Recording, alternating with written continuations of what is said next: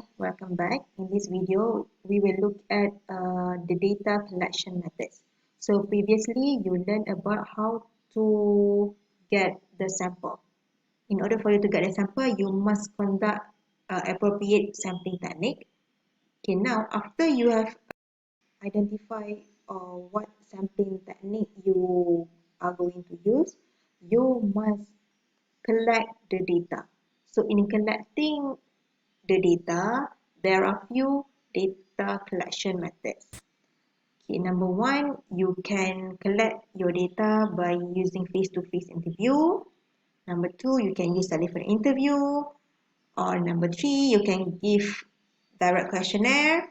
Or number four, you can use mail or postal questionnaire. And number five, you can collect your data by observing directly. And the last one, you might also use another method such as by using email or video recording to gather your data. Okay, for the first data collection method, the face-to-face interview. Okay, this face-to-face interview can be conducted on a personal one-to-one basis or in a group basis.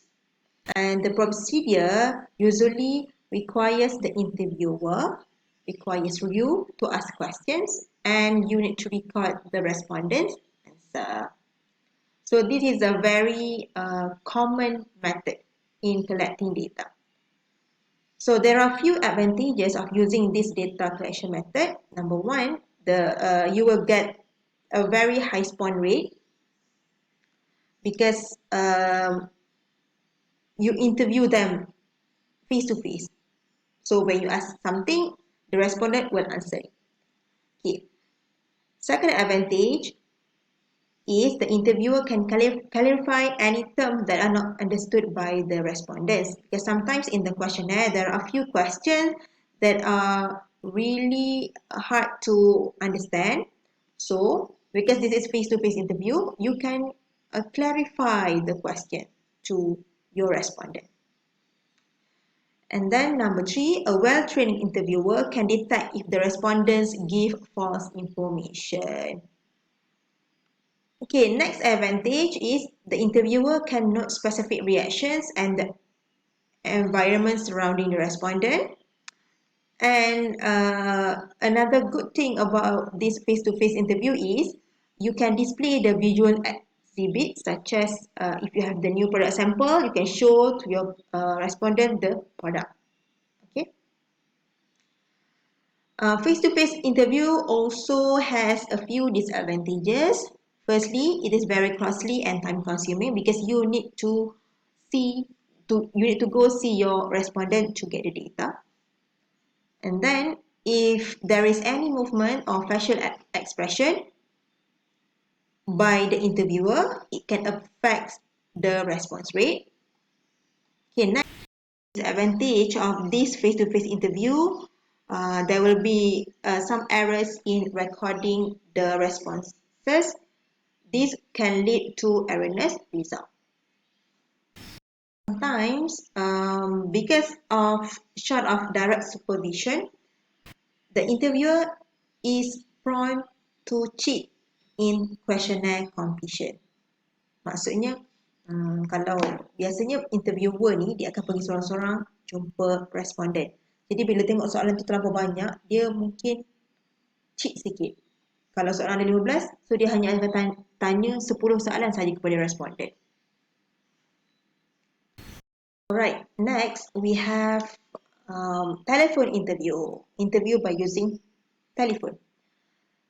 This is a technique in which an interviewer asking questions from a prepared questionnaire to one or more respondents through telephone. And normally it is being done in short duration. There are a few advantages of using this telephone interview. Firstly, it is cheaper than personal interview because we just using telephone, no need to go see your respondent. Secondly, you will get faster result because there is no travel time between consecutive interviews. And then the respondents can be reached easily regardless of where they are located as long as they have the telephone facilities. As for the disadvantages of telephone interview, number one, uh, inability to present visual aids to the respondent because we are just using the telephone. So tak boleh nak present something. Let's say kalau you nak buat research about a product and you need to present that product to your respondent. So kalau guna telephone interview, you tak boleh nak tunjukkan the visual of that product. Okay, next, a telephone interview has to be kept brief and short since many people cannot tolerate with lengthy interview. Okay. Sebab kadang-kadang ada soalan yang panjang. So, bila kita nak tanya dalam telefon tu tak berapa sesuai. Okay, next, the interviewer cannot see the respondents. Thus, the interviewer cannot tell whether the respondents are giving the correct information. And lastly, the telephone interview is only limited to respondents who have telephone facilities. Okay, next, the third method in collecting data is by using mail or postal questionnaire. Questionnaire will be sent to each respondent with a stamped address. The respondent will be asked to answer the questionnaire and must return it to the researcher within a certain period of time. Many researchers use this method as it is the cheapest and easiest compared to other methods. So basically for mail questionnaire ini kita just postkan atau hantar questionnaire kita kepada responden dan responden akan menjawab questionnaire tersebut dan questionnaire yang telah dijawab akan dipost semula kepada researcher. The advantages of using postal questionnaire are, number one, it is cheaper than personal interview or telephone interview. The researcher coverage is wider because you just need to post your questionnaire. Okay, tak kisahlah kalau you are now in Sarawak. If your respondents are in KL, you can just post your questionnaire to your respondent. Next, no interviewer influence because the respondent will answer the questionnaire by himself. And lastly, the respondent can take their time to complete the questionnaire. Okay, but we also have a few disadvantages of this postal questionnaire. Number one, low response rate that leads to non-response rate. Sometimes the respondent forgot to answer the questionnaire. Okay, number two, longer time to gather data because we need to wait for the respondent to answer the question and to post back the questionnaire to the researcher. Okay, number three, only simple question can be asked because the interviewer is not with the respondent. So if let's say the question is very difficult to understand, so the respondent might not be able to answer that question. So that is why for postal questionnaire, normally simple question will be asked. Besides that, for postal questionnaire, it might be biased since only particular type of people will reply. Then, interviewer cannot provide explanations and clarification when needed. And lastly, the respondents may send in fictitious answer. Okay, we have direct observations.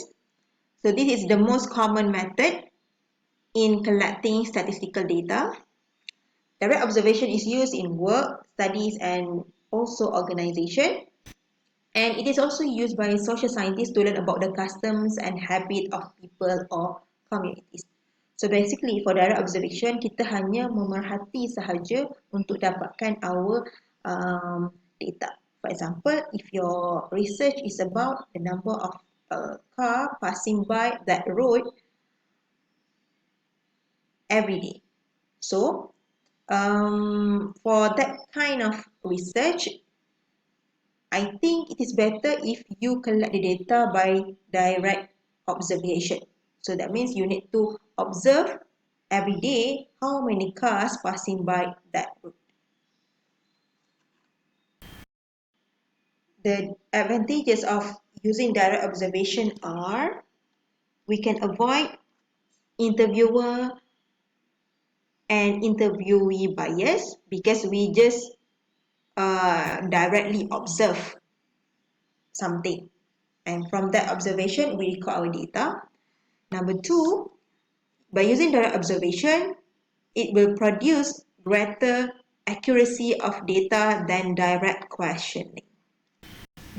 Sometimes in direct questioning, we might get false information from the respondent.